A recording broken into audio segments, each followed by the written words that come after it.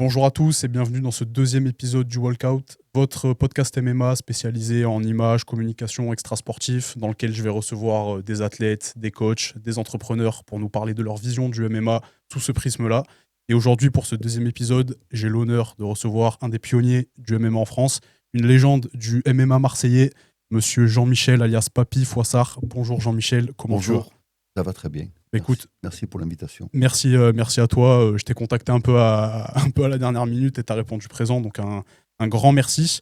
J'ai regardé beaucoup d'interviews que tu as pu faire dans différents médias, interviews dans lesquelles tu reviens sur ton parcours qui est super intéressant et super riche. Donc c'était vraiment très intéressant de me pencher là-dessus. Aujourd'hui, j'avais envie d'aborder la thématique du MMA d'un œil plus extra-sportif. Je pense que c'est intéressant d'avoir la vision d'un coach sur pas mal de sujets d'actualité dans le MMA, surtout MMA français. Aujourd'hui, on va surtout parler de ça. Un coach qui a commencé aussi il y a bien des années avant la légalisation de la discipline, puisqu'en 2010, tu montes le Marseille Fight Club. Ouais. Est-ce que tu peux commencer en nous expliquant un peu le contexte du MMA en France à l'époque où tu montes ta salle? Bah, on a commencé donc dans les années 2000, c'était en combo. Et ensuite, il y a eu du pancras. Et Elias Giroud est arrivé, donc il avait 16 ans. Et lui, il voulait faire du MMA en ayant vu ça à la télé. Donc on va se pencher, se tourner vers le MMA. Et on est parti à l'étranger avec Elias. Et là, on a mis le doigt dans l'engrenage. Et puis voilà, tout est parti, quoi. Ok, donc ça fait aujourd'hui 16 ans que Ouais, c'est tu es, ça, ouais. gestionnaire, propriétaire et head coach, Mm. pour utiliser un petit anglicisme, de ton propre club. En janvier 2020, le MMA devient légal en France avec la création de la FMMAF qui est encore aujourd'hui, mais on y reviendra un peu plus tard, sous la joute de la Fédération française de boxe. Depuis 2020, on constate qu'il y a une évolution à tous les niveaux médiatiques, au niveau des adhésions dans les clubs, des créations des clubs, des organisations du MMA en France. Mais ce qu'on peut constater encore actuellement, c'est que le MMA, il reste quand même centralisé à Paris. Toi, comment est-ce que tu expliques justement ce phénomène de surcentralisation de la discipline dans la capitale? Ouais, donc la centralisation, excusez-moi, c'est quand même c'est historique depuis la monarchie, ensuite la Révolution française, ensuite Napoléon avec les préfets, tout est centralisé sur Paris et ça continue. Donc pour casser ça, ça va être compliqué. Est-ce que les Parisiens sont meilleurs? Je ne pense pas. Par contre, c'est vrai que tout est centralisé là-haut, que ce soit les médias, que ce soit les grands clubs au niveau structurel et c'est aussi l'argent, quoi. Donc, l'un va pas sans l'autre.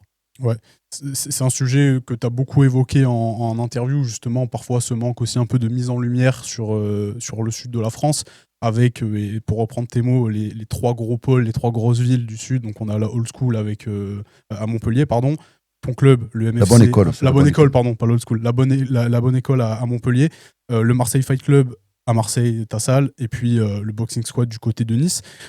Toi, selon toi, ce problème-là de manque de mise en lumière dans le sud de la France, il vient de quoi? Est-ce qu'il vient d'un manque de performance, d'un manque de structure, d'un manque de médias, comme tu as pu un peu le décrire? Quel regard est-ce que tu portes sur la situation? Ah, je, je reste persuadé on reste parmi les meilleurs au niveau des résultats sportifs, puisque Nassour, c'est un mec du Sud, Manon, elle est du Sud, Axel Sola est du Sud, Ilias, il est du Sud, Elias Bogalzan, il est du Sud. Et les mecs, ils performent à haut niveau, à un niveau international. Donc, on ne peut pas dire que c'est le côté sportif qui nous dérange. Je pense réellement que la médiatisation est centralisée sur la capitale. Ben, à nous de faire le boulot maintenant et d'aller chercher ça. Donc, on va essayer par tous les moyens de se mettre en avant. Il n'y a pas que là-haut. Ben, déjà, des gens comme toi ou comme des petits médias régionaux et provinciaux vont essayer de faire leur place. Et je pense que dans quelques années, on va arriver quand même à sortir notre épingle du jeu et être plus reconnu. Et on va pas être obligé de monter sur Paris pour performer, quoi. Azael est un mec du Sud, je l'oublie aussi. Donc, les gars du Sud, il y en a plein. Et c'est pas la région qui fait qu'on est meilleur ou moins bon. C'est pour l'instant l'emplacement des médias et des investisseurs est plus centralisé. Donc là, maintenant, c'est en train de changer. Et je pense que dans quelques années, on sera pas mal. Et c'est surtout qu'aussi dans le sud, on a notamment à Marseille, pour prendre le cas de notre ville, on a une culture sportive qui va se matérialiser surtout avec le supporterisme au niveau du football. Est-ce que tu penses que toi, ça, c'est vraiment un frein pour le développement de la discipline à Marseille, ou justement tu le vois plutôt comme une opportunité de se dire, bon, bah, on sait qu'on peut se donner à fond pour supporter l'OM, on va peut-être aussi pouvoir se donner à fond pour supporter une équipe ou un combattant? Ouais, ça, j'en reste persuadé. Je veux dire, les gars du Sud, on a le sang chaud, comme on dit. S'il y a quelqu'un qui performe à haut niveau et que le sport rentre un peu dans les mœurs, ben, ils seront suivis comme le foot a été suivi. Sauf qu'il ne faut pas oublier que le foot, ça fait 100 ans que c'est là. Ça s'est pas fait un jour. Maintenant, c'est culturel chez nous d'aller supporter l'Olympique de Marseille. Même si on n'aime pas le foot, ben, on connaît Marseille, on connaît le stade, on connaît tout ce qui va avec. Le MMA, c'est tout neuf. On va se détendre, on ne peut pas arriver du jour au lendemain, claquant des doigts. Mais le jour où un petit Marseillais ou un petit du Sud va performer à très haut niveau et sera mis en avant par les médias, régionaux d'abord, puis nationaux, ben, ça sera pareil, quoi. Bah, tu me fais une belle transition pour une question que j'avais préparée. C'est est-ce que, selon toi, il manque pas justement cette figure-là du MMA marseillais, tu vois, qui est vraiment mise en avant, qui va vraiment représenter la discipline dans la ville? Est-ce que pour toi, il manque pas cette figure-là? Bah, la figure, au jour d'aujourd'hui, elle ne manque pas. Alors, comme je dis, on a eu au tout départ, on a eu Araï qui a été le premier Marseillais à partir un peu à droite à gauche et à faire des performances. Après, on a eu Ilyes. Les gars, c'est le premier Français à être au PFL Monde. Personne n'en a parlé. Donc, est-ce que la figure manque? Non. Par contre, les médias manquent. Oui. Après, peut-être nous, on n'a pas fait le bon boulot qu'il fallait pour aller les chercher. Derrière, il y a Wilson qui arrive et il y a plein de petits jeunes qui arrivent au niveau marseillais. Donc, ça, on aura. Mais par contre, si quelqu'un s'intéresse à eux et qu'il les monte, ben, ça va être parfait. Est-ce qu'il faut passer par l'UFC pour en arriver là? Peut-être. On voit le cas de Benoît, par exemple, qui n'est pas un grand communicant, mais maintenant il est connu et c'est parfait pour lui, mais pas un très grand communicant, mais depuis qu'il est à l'UFC, il a explosé, tant mieux. Et peut-être que c'est ce qui nous manque. Donc, un Marseillais à l'UFC, et ça pourra sauter le verrou pour tout s'ouvre. Mm. Tu me fais encore une fois une très très belle transition puisque tu parles de communication. On sait qu'aujourd'hui, bah, ça occupe une place importante. Alors on va peut-être pas dire principale parce que selon moi, et je pense que selon toi aussi, la performance doit quand même rester vecteur premier de mise en avant d'un athlète. Toi, tu étais déjà dans le MMA à une époque où on prêtait beaucoup moins d'attention justement à bah, toute cette partie image, réseaux sociaux, où bah, seule la performance en fait était gage de crédibilité. Je serais intéressé d'avoir toi ton avis sur l'usage des réseaux sociaux excusez-moi, chez les athlètes aujourd'hui. Alors, les réseaux sociaux, on ne peut pas s'en passer aujourd'hui, ça c'est une certitude. Par contre, moi, ce que je dis à mes combattants et à mes athlètes, c'est que la priorité, c'est le sport. On fait du sport, performance sport, et ensuite, on va, grâce aux réseaux sociaux, essayer de grandir financièrement et au niveau médiatique. Faire l'inverse, moi, je n'y arrive pas. C'est pas dans mon ADN de fabriquer du contenu et après devenir sportif. Pour l'instant, il n'y en a qu'un seul qui a réussi en France, c'est Paul Dena. Mais pour moi, c'est un extraterrestre. Tant mieux. Moi, je connais le petit, il est très, très, très bien. Par contre, je dis à tout le monde, faites du sport, performez en sport, et ensuite, vous allez véhiculer ou essayer de grandir médiatiquement de par vos performances sportives. Pas prendre le taureau à l'envers, puis dire. Pour moi, c'est pas la bonne solution et on va aller droit dans le mur parce que ça peut marcher médiatiquement, mais le jour où tu es exposé médiatiquement, que tu as beaucoup de suivi, tu as beaucoup d'argent qui peut arriver derrière, que tu te retrouves confronté à un vrai combattant où tu vas te faire exploser la gueule devant des milliers de followers, comment tu vas le vivre? Je pense que beaucoup vont mal le vivre. Ouais. Tu vois ce que je veux dire? Ouais, bien sûr, Ça bien risque sûr. d'être un peu compliqué parce que tant que tu gagnes, tant qu'on te donne des plombiers, ça va. Le jour où tu vas prendre un tonton et qui va t'éclater la gueule et que tout le monde va t'incendier parce que les gens ils sont pas là pour te faire du bien, ils vont te sauter dessus, ben, ça sera le rançon de la gloire, hein, les gars. Ouais, ouais, Alors que clairement. si tu le fais avec pourquoi je fais ça? Parce que j'aime faire du sport et ensuite je me sers des réseaux pour continuer à évoluer, oui. Mais l'inverse, pour moi, ça risque d'être un peu compliqué. Ouais, et puis surtout la gestion, comme tu dis, de la notoriété, de la vie publique, Pas qu'elle soit bonne facile. ou mauvaise, ouais, c'est pas facile, c'est un travail, c'est quelque chose qu'on apprend. Moi, quand je parle de ce sujet-là, j'aime beaucoup citer, alors là, c'est vraiment l'exemple extrême, on n'aura peut-être plus jamais d'athlète comme ça dans le monde du MMA, mais McGregor. Complètement. Je sais pas si tu avais regardé le documentaire la série documentaire qu'il avait fait sur Netflix, Tout à fait. qui est sorti, il me semble, en 2023. En fait, justement, c'est après, il me semble, le combat contre Khabib, donc, qui perd avec toute la déboire qu'il y a autour, etc. Où en fait, il avoue lui-même que cette vie-là de superstar, de surmédiatisation, etc., c'est pas une vie qui est faite pour tout le monde, et que même si lui arrive à en jouer, et ben, la réalité derrière, c'est que c'est très très dur, à vivre. Tu vois, Complètement. je sais pas si toi, tu as déjà été confronté à des athlètes qui justement voulaient directement se montrer, communiquer, etc., comme tu dis, bien avant d'avoir des performances. Et si oui, qu'est-ce que toi tu leur dis en tant que coach? Alors, c'est un peu compliqué. Le niveau de mes athlètes qui performent à un niveau international, il est issu d'une autre génération. Donc, ils ont commencé par faire vraiment du sport. Et ensuite, ils ont soit eu beaucoup de suivi et ont réussi à assumer le truc. Mais les petits qui arrivent derrière, je leur dis tellement très rapidement, fais ce que tu aimes d'abord et ensuite on verra pour les médias. Si tu es d'accord, c'est bien. Si tu n'es pas d'accord, tu prends tes valises et tu t'en vas. Parce que moi, je ne suis pas de façon de fonctionner, quoi. J'ai jamais été confronté à ce genre de problème au jour d'aujourd'hui. Ok, ok. Et quand justement, toi, tu as un athlète, un Wilson Varela ou un Ilyes, comme tu citais, qui eux, pour le coup, ont plus de médiatisation et médiatisation qui est méritée. Toi, est-ce que tu as un rôle à jouer aussi là-dedans?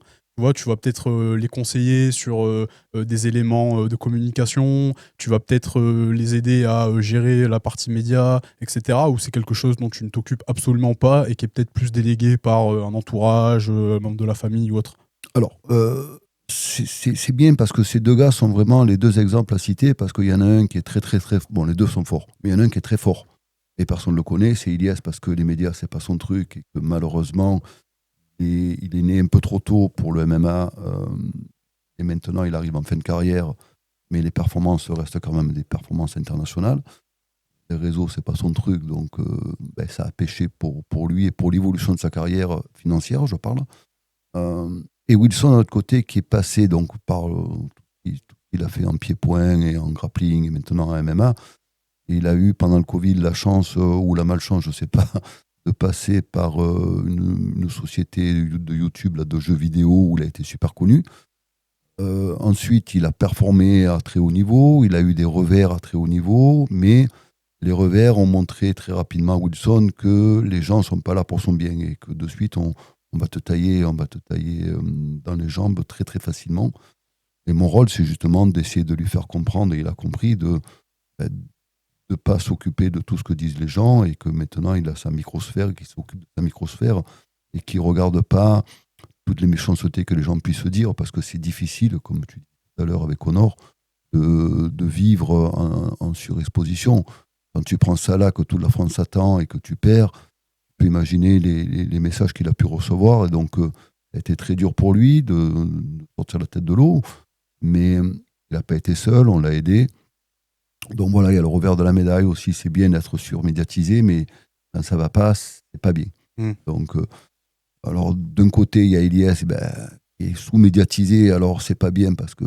Mais d'un autre côté, c'est bien parce qu'il est tout seul, son entraîneur et ses entraîneurs. De l'autre côté, il y a Wilson qui est tout aussi bon, mais quand ça va pas, là, par contre, il y a tout le monde qui lui tombe dessus après raccourci, donc c'est compliqué à gérer aussi. Ouais, et puis il y a aussi ce truc-là où, encore une fois, être surexposé, etc., ça peut aussi te dévier de l'essentiel qui est quand même la performance. Complètement. Toi je me permets de te poser des questions, voir si tu as des anecdotes, parce que je pense que c'est intéressant pour enrichir le débat. Tu as déjà, toi, sans le citer, hein, mais eu un athlète qui avait un fort potentiel et qui, peut-être à cause de certaines déviances, tu vois, que ce soit les réseaux sociaux, l'entourage ou quoi, c'est complètement dévié de son objectif et n'a pas réussi à atteindre le niveau qu'il aurait dû atteindre. Alors, je pense qu'en France, tous les coachs que nous sommes, je parle des vrais coachs avec des vrais combattants, on a tous eu un champion qui n'a pas pu exploser pour raison X ou Y.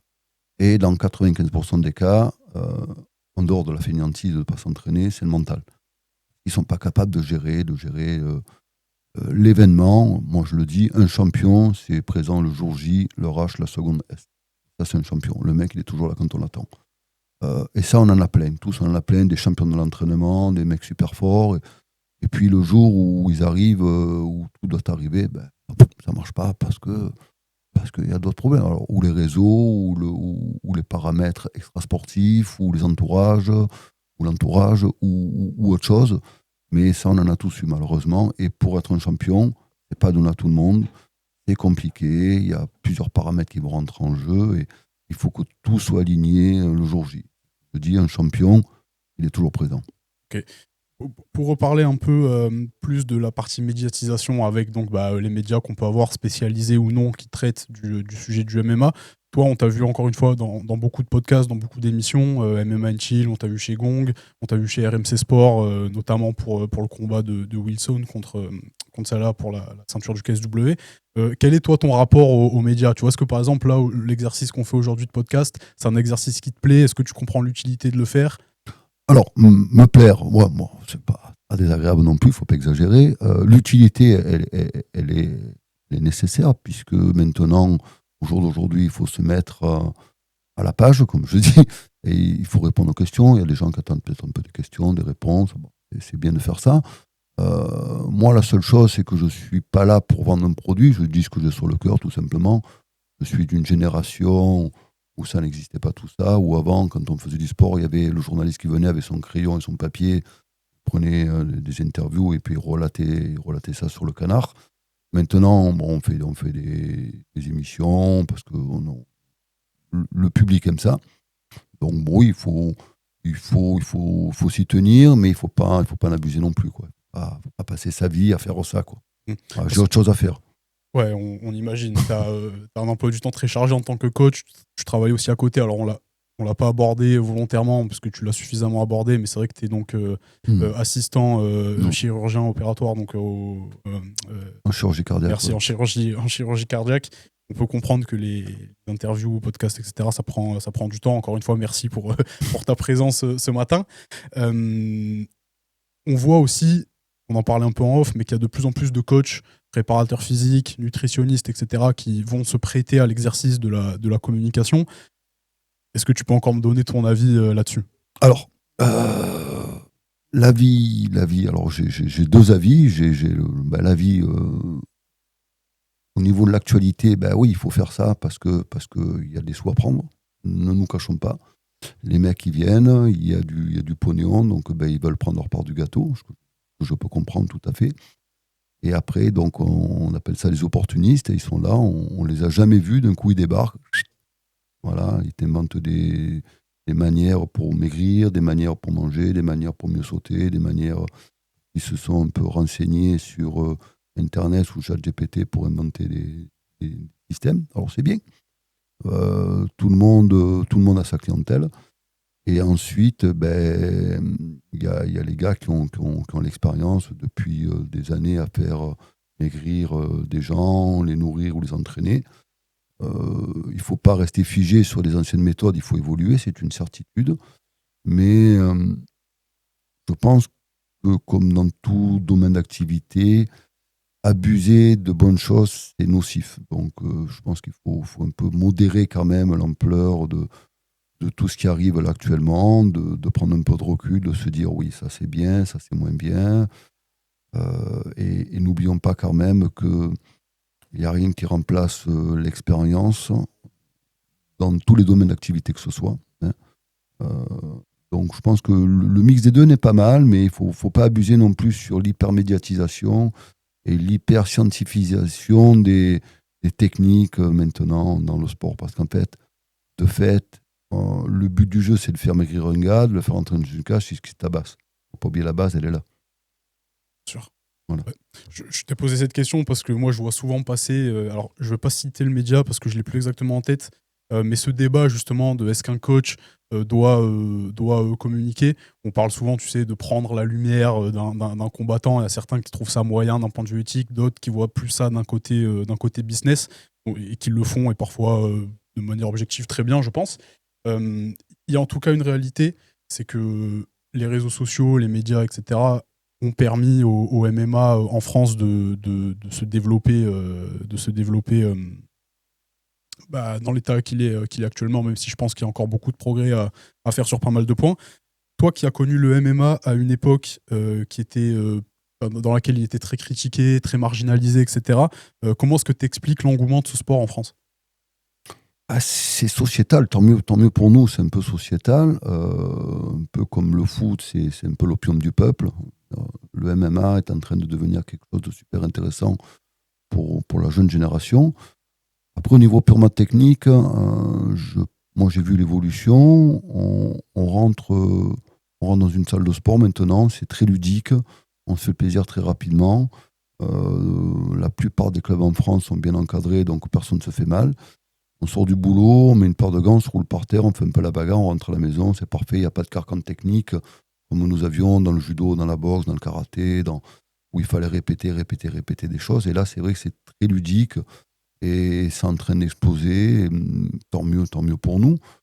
Et les jeunes, maintenant, ont besoin d'extérioriser un petit peu leur mal-être, peut-être. Ça fait du bien d'aller se taper sur la gueule, hein, le soir à l'entraînement dans des bonnes règles. Donc, rien à dire, quoi. Ouais. Et toi, justement, tu es surpris de la manière dont le public français a adopté la discipline ou pour toi, c'était quelque chose d'assez logique? Bah, surpris, non. Oui, ou alors agréablement surpris, puisque de fait, les États-Unis ont quand même un peu d'avance sur les Français au niveau de tout ce qui est mode.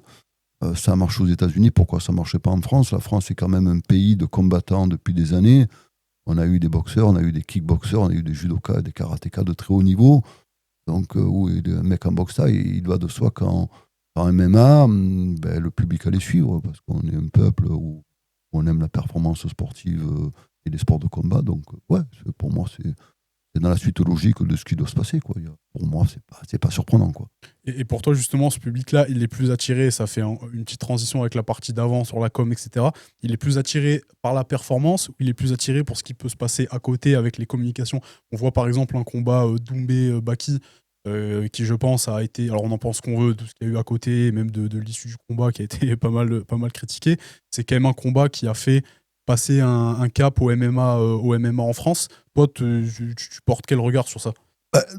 Moi, je vais donner l'exemple de ce combat qui est le bon exemple. Cédric Doumbé, qui a révolutionné le MMA en France, comme l'a fait Conor au niveau international. Sauf que Cédric, il a eu un passé sportif énormissime. Voilà. Et ensuite, il s'est servi des réseaux sociaux pour promouvoir son image et le MMA. Ça, chapeau à lui. À côté de ça, Baki s'est retrouvé un jeune combattant, hyper médiatisé. Est-ce qu'il avait les reins suffisamment costauds pour suivre un gars comme Cédric? C'est compliqué, hein. Et on a vu son dernier combat face à Jordan. Peut-être qu'il n'a pas assumé ce qu'il a dit. Donc c'est un peu compliqué. Mais les gens cherchent la sensation, quoi. Ça, c'est une certitude. Ils cherchent la sensation avant la performance sportive. Je te pose une question, alors un peu plus entertainment, pour le coup, je ne l'avais pas préparée celle-là, mais alors pour toi, qui est la figure du MMA français? Tu sais qu'il y a cet éternel débat, et un tel, donc notamment Doumbé qui va dire c'est moi, beaucoup de personnes qui vont dire non parce que t'as pas combattu depuis X, etc., etc. Pour toi, à l'heure actuelle, qui est la figure du MMA français? Si je peux me permettre, j'aurais deux figures à mettre. Donc j'aurais la figure médiatique, Cédric, loin devant tout le monde. Pas loin devant tout le monde. Et ensuite, la figure sportive, je mets Nassour qui est à deux doigts de la ceinture. Alors, Manon, elle est fantastique aussi au niveau sportif, mais c'est vrai que le côté féminin, pour l'instant, je pense que c'est un peu en retrait par rapport au côté masculin. D'accord. Merci pour ta réponse. Je vous invite à nous donner d'ailleurs vos avis, nous dire qui pour vous représente le mieux le MMA en France aujourd'hui. On parlait encore donc, de cet attrait pour le grand public, hein. Donc, dans un club, ça va être ce qu'on appelle le public loisir, enfin les pratiquants loisirs. Pour le MMA, est-ce que toi tu ressens cet attrait grandissant pour les pratiquants? Et est-ce que tu aurais, alors des chiffres précis, je ne sais pas si tu les as, mais une répartition dans un club comme le tien, qui est encore une fois peut-être le club phare de la ville de Marseille, sur le pourcentage de pratiquants loisirs et le pourcentage de pratiquants compétiteurs? Alors, 90%, 10%. D'accord, Voilà. intéressant. Simple. C'est intéressant. Ouais. Et parmi ces 90% de loisirs, tu arrives à dire combien font une transition vers la compétition ou... Alors, il y a, chez les jeunes, je vais mettre du 50-50. 50%, ils sont là pour se faire plaisir, 50% veulent faire des combats. Et des 50% qui veulent faire des combats, après le premier entraînement de compétiteurs, se rendent compte qu'ils ne sont pas faits pour ça. Donc, ils vont retourner d'où ils viennent, c'est-à-dire à faire du loisir, se faire plaisir, voir s'ils sont capables de supporter les charges d'entraînement, les sacrifices, les 2 entraînements par jour et tout. Donc, ça remet vite les pendules à l'heure. C'est vrai que ça, c'est pas mal pour ça. Mais sinon, c'est 90% de loisirs et 10% de compétition.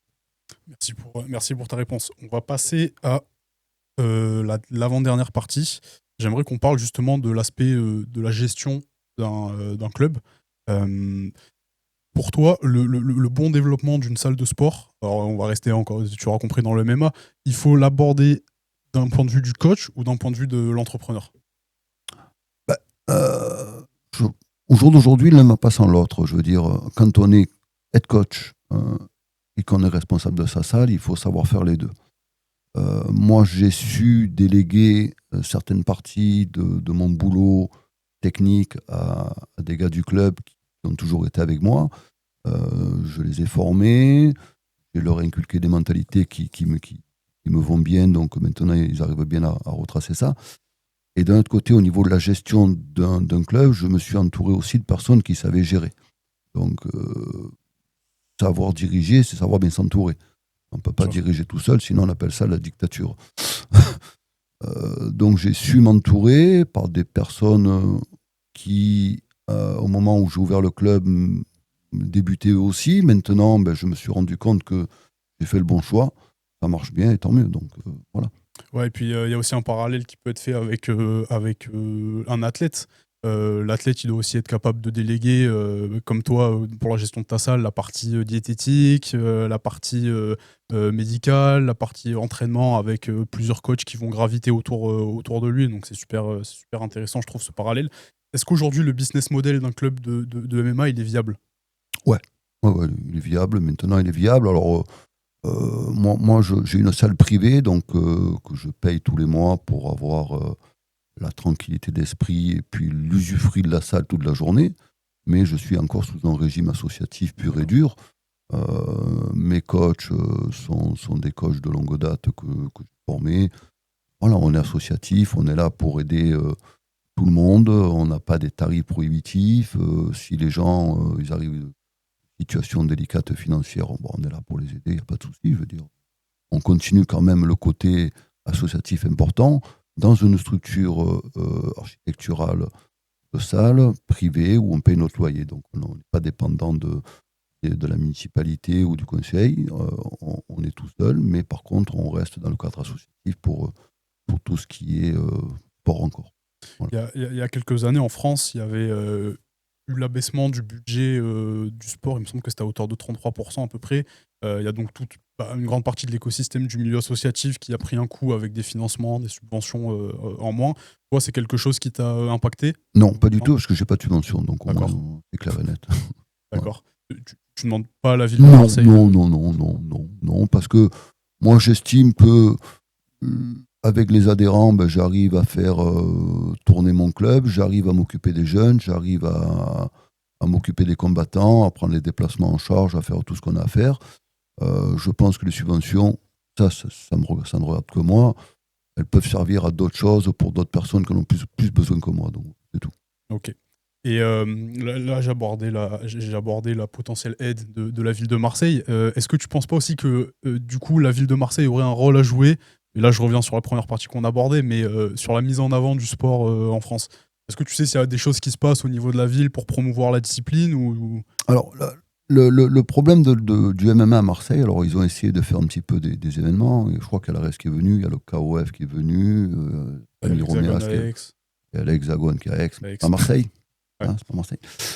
Après, le problème, c'est un problème de structure de salle à Marseille. On n'a pas les salles nécessaires pour accueillir des grands événements de MMA. Voilà. Ça, c'est un problème dont je ne pourrais pas répondre, parce que je n'ai pas la capacité pour répondre à ça. Mais structurellement, on n'a pas d'aréna, on n'a pas de zénith, on n'a pas de salle nécessaire pour accueillir des vrais galas de MMA. Voilà. simplement. Maintenant, il faut voir avec les dirigeants politiques ce qu'ils souhaitent faire. Moi, je n'ai pas les compétences pour répondre à ça. Ouais, bien sûr. Ouais, c'est un problème Mais qui est assez sinon, compliqué. c'est vrai qu'in fine, qui va venir à Marseille, à part d'aller faire du MMA à la piscine du cercle des nageurs, je vois pas où au stade Vélodrome, il n'y a pas de salle. Ah non, c'est certain. Pas de salle. Ouais, bah il y a le Palais Alors, des Sports. ah non, c'est pas une salle. Elle a 45 ans, la salle. Vous allez au fin fond de la Pologne ou des arénas ordinaires, ou à Paris, ou à Lyon. On n'a pas ça à Marseille. Hmm. Voilà. Bon. Et donc, dans un autre média, encore une fois, tu disais que en France, il y a pléthore de clubs qui ouvrent et qui ferment par la suite. Pour toi, qu'est-ce qui fait la différence entre un club qui va être périn, attirer du monde, et un autre? Ben, Au-delà de la performance. la performance, pour moi, elle est anecdotique parce que c'est pas la performance qui fait tourner un club. C'est le tout venant, c'est le loisir, c'est l'enfant, c'est la femme qui vient s'entraîner. C'est ça qui fait tourner un club. Et pour tourner et garder un club longtemps, ben, c'est compliqué. Il ne faut pas forcément de la performance sportive de haut niveau. Et il y a plein il y a plein de gars qui ouvrent et qui pensent qu'ils vont faire du MMA, qu'ils vont exploser. Finalement, ils se rendent compte que ça ne marche pas. Donc, ils vont rester sous la porte, ils vont partir. Voilà. D'accord. Merci pour ta réponse. En tout cas, si vous cherchez un club à Marseille pour aller pratiquer le MMA, vous savez à quelle porte aller toquer. On passe à la dernière partie avant de conclure l'épisode. En septembre 2026, la FMMAF, donc la fédération de MMA français, va Autonome. devenir autonome. Merci. J'aimerais savoir, toi, ton rapport avec la fédération, parce qu'on sait que tu es officiel, tu es arbitre dans certains événements, on a pu te voir. Selon toi, qu'est-ce qui va différer de l'état actuel des choses et quels sont les chantiers prioritaires de la fédération actuellement? Alors, ce qui va changer, j'espère rien parce que ça se passe très bien. Voilà, ça, c'est une bonne chose. Maintenant, monsieur le futur président là, de la fédération, il fera son rôle de président, c'est-à-dire qu'il va gérer avec les instances politiques françaises. C'est son job. Je pense que la structure fédérale de travail va rester la même et on va tout faire pour qu'elle reste la même parce que ça fait des années qu'on travaille. Pour ne pas le citer, M. Brezefin a fait un travail extraordinaire pour nous mener où nous en sommes aujourd'hui. Donc, il faut que ça reste dans cette lignée. Il ne faut pas que nous changions, je pense. Les travaux, continuer ce que nous avons commencé. On vient de faire les Europes aux IMAF, on finit premier. Qu'est-ce que je peux dire? Bravo. Ouais, On ne peut pas dire mieux. ouais. Voilà. Alors après, on peut plaindre, on peut se plaindre, on peut dire oui, ils sont casse-couilles, excusez-moi l'expression, mais voilà. Au moins, les résultats sont là et il n'y a que les résultats qui parlent. Donc, voilà, c'est tout. Et toi, si tu pouvais amener ta pierre à l'édifice qui ferait que quelque chose serait amélioré dans la gestion du MMA en France ou pour le développement du sport de manière générale, qu'est-ce que tu prendrais, toi, comme mesure, tu vois? Demain, Jean-Michel Froissart, président de la fédération. Non, président, sûrement pas. Je n'ai pas les compétences pour. Après, au niveau fédéral, je pense qu'il faut. Là, dès le départ, on a bien serré les brides pour que les gens comprennent. Maintenant, il va peut-être falloir un petit peu assouplir certaines règles ou certains papiers. Mais il y a une chose qui m'a bien fait plaisir, et c'est comme ça qu'il faut voir les choses. Quand on a fait la première MMA League junior, tout le monde est arrivé au poids, tout le monde est arrivé avec ses papiers, tout le monde est arrivé avec son équipement. C'est-à-dire que dès le départ, les jeunes ont été formés à cette rigueur. Donc on a serré les vis dès le départ parce qu'à l'ancienne génération, ça faisait un peu tout et n'importe quoi. On a compris ça, donc les gens se sont un peu plaints. Mais quand je vois les nouveaux qui arrivent derrière, les petits jeunes, en l'occurrence, c'est eux l'avenir du MMA, ils sont arrivés, ils étaient prêts, ils étaient au poids, ils avaient leurs papiers, ils avaient leurs équipements. Donc voilà, ils sont dans le moule maintenant et on va pouvoir un petit peu desserrer les vis, je pense, parce que de façon systématique, ça sera normal d'arriver avec les médicaux, ça sera normal d'arriver avec son équipement, ça sera normal d'arriver au poids, parce qu'on a été éduqué comme ça sera parfait. Ouais, et c'est hyper intéressant, encore une fois, ce que tu dis, parce que tu parles de la rigueur, justement, là, en l'occurrence, des jeunes pratiquants qui font les MMA League Junior, etc. C'est une rigueur qu'on peut aussi retrouver vraiment en interne avec des officiels comme les arbitres, par exemple, tu vois, qui sont soumis à quand même des règles et même pour passer l'examen, il me semble que c'est quand même assez compliqué. Il y a tout un acheminement à faire. C'est Idriss, que tu connais Ouais, bien, très bien. qui m'en avait parlé. Et c'est vrai que même moi, en fait, je n'étais pas forcément au courant de toutes ces démarches-là à faire. Et c'est des démarches en fait que le grand public qui ne s'intéresse pas forcément au MMA ne connaît pas. Ce même public-là qui continue à marginaliser ce sport, dire, tu sais, ce qu'on entend en sport de sauvage, Ouais, sport en cage, complètement. etc. Pour toi, comment est-ce qu'on peut faire concrètement pour communiquer là-dessus sur la rigueur mise en place par la Fédé? Est-ce que c'est quelque chose de nécessaire aussi de le faire? Alors, on peut le faire de façon directe ou indirecte. La façon indirecte, c'est tout ce qui se passe actuellement dans le MMA amateur, je parle, pas d'accident. Donc, partant de là, c'est une preuve que tout se passe bien, c'est-à-dire au niveau de l'encadrement, au niveau des passages de grade, au niveau des jugements, au niveau de l'arbitrage, au niveau du corps médical, tout se passe bien. C'est-à-dire quand on fait des MMA League qui a 90 combats dans le week-end et qu'il n'y a pas de bobo, je pense qu'on n'a pas besoin d'en dire plus, tout simplement. On va dire, voilà. Du début, c'est-à-dire le passage du grade vert, au départ, on était tous un peu sceptiques en disant oui, mais pourquoi finalement ça sert. La formation des officiels, nous, les anciens officiels, on s'est formés entre nous pour faire un boulot correct et pour pas dire on a eu la validation des acquis. Non, non, on est formés comme tout le monde et pourtant on faisait ça en pancrace avant, mais comme le MMA n'existait pas, il a fallu qu'on se forme au MMA. Et maintenant, on forme les jeunes derrière et ça se passe bien. Et le résultat parle de même, comme je le dis depuis le départ. On fait des MMA League, il n'y a pas de bobo, ça se passe bien. Et on voit les résultats au championnat d'Europe. Je peux dire, rien. Karaté Bushido a annoncé en fin janvier que l'ancien député Patrick Vignal avait été proposé par le ministère des Sports pour prendre la présidence de la Fédé. Alors j'ai regardé les avis, ce qui pouvait se dire donc sous le post Instagram, Facebook, Twitter, etc. C'est quand même des avis mitigés. Je sais pas si toi tu as pu en prendre connaissance, puisqu'en fait le public reproche surtout au proposé, donc Monsieur Vignal, de ne disposer uniquement que d'un diplôme d'instructeur de judo. D'où ma question, est-ce que pour toi c'est un problème qu'une personne qui a priori n'a pas d'expérience dans le MMA soit pressentie pour ce rôle? Et tu vois, cette question-là, elle renvoie aussi au débat dont tu avais pu parler sur, il me semble que c'était sur MMA and Chill, de bon athlète égale bon coach. Ouais. Là, c'est pareil, comme je dis, Vignal, il va être président de la Fédération française de MMA. Est-ce qu'il a besoin de pratiquer le MMA pour être un bon président? Je pense pas. Au moment qu'il arrive à gérer une fédération, c'est ce qu'on lui va lui demander, c'est d'être président, c'est de gérer la fédération et de bien s'entourer pour que la fédération fonctionne bien. Partant de là, pas grand-chose à dire, quoi. Est-ce que le président de la Ligue de football, il y a 20 ans, je crois, il joue au football? Non, je crois pas. Non. Ouais. C'est un débat un peu stérile. Ouais, c'est stérile, c'est stérile. Après, les gens disent tout ce qu'ils veulent. Ce qui va compter, c'est, comme je dis, c'est l'équipe qui bosse. Il faut garder notre chemin, notre ligne directrice, notre ligne de conduite pour continuer à bosser comme on l'a bossé jusqu'à présent.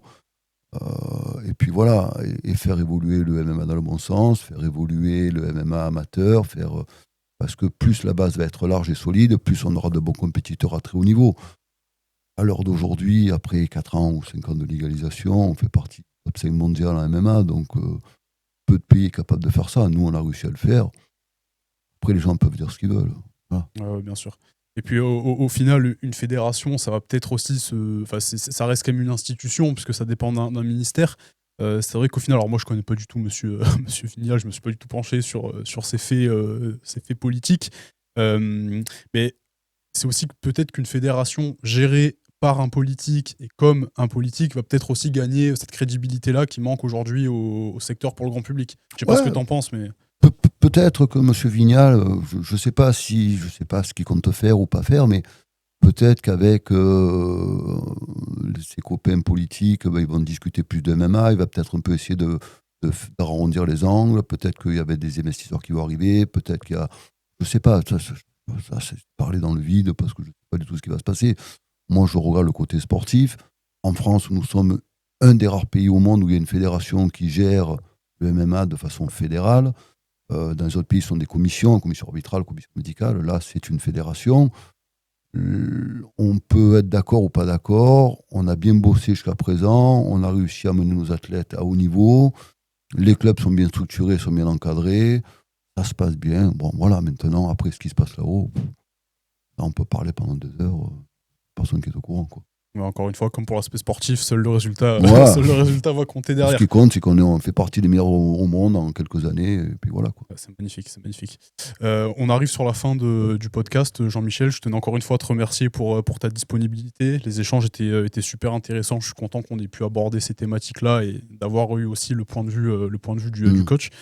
2 petites questions que je vais poser à tous les invités que je vais recevoir, donc tu vas pas y échapper. La première, c'est qu'est-ce qu'on peut te souhaiter pour les 6 prochains mois? J'ai 2-3 ceintures à récupérer, là j'aimerais bien les récupérer. Voilà, donc je vais taire les noms pour éviter de mettre la pression à tout le monde. Que le club continue à marcher comme il fonctionne et que surtout ça passe bien, quoi. Voilà.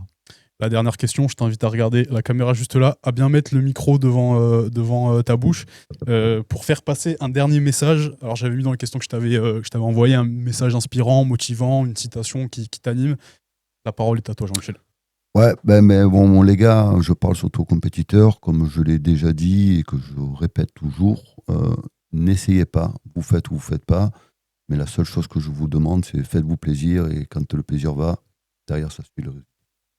Un super message de fin qui vient conclure cet épisode. Encore merci Jean-Michel. Merci à tous pour le visionnage et ou l'écoute de ce podcast. Je ne vais pas vous faire la chanson habituelle, je ne suis pas youtubeur, mais voilà, on suit sur les réseaux, on s'abonne, on like, on commente, on partage.